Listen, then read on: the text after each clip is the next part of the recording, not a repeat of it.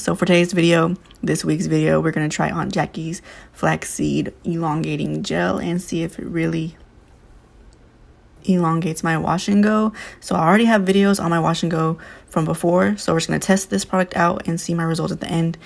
And yeah, hope you guys enjoy this video, and once again, thanks to Aunt Jackie's for sponsoring this video.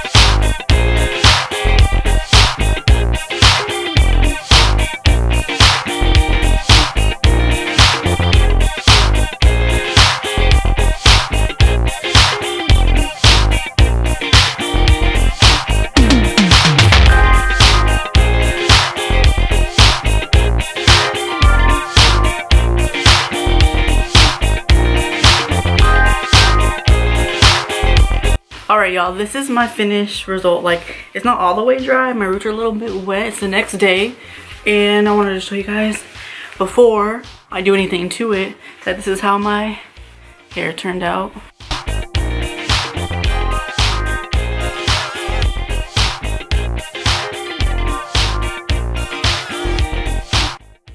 So yeah, so this gel says that it is Don't Shrink Flaxseed Elongating Curling Gel. The only thing is, like, the weird thing that happened to me is that, like, I feel like it elongated my curls in the front, but the back of my hair is really, like, shrunken up. And I'm not even mad about it because my hair in the back is the tightest, but it's just not, like, along like this. It's just, like, very shrunken, which I'm not mad about. The back of my hair always is, like, the tightest curl pattern, but I do think it elongates your curls because my hair is like, my hair texture is very elongated, very like almost stretched. I have no volume that much, but it's like very stretched. If you notice, like, it's very long when like my layers normally start like right here, which I'm not mad about.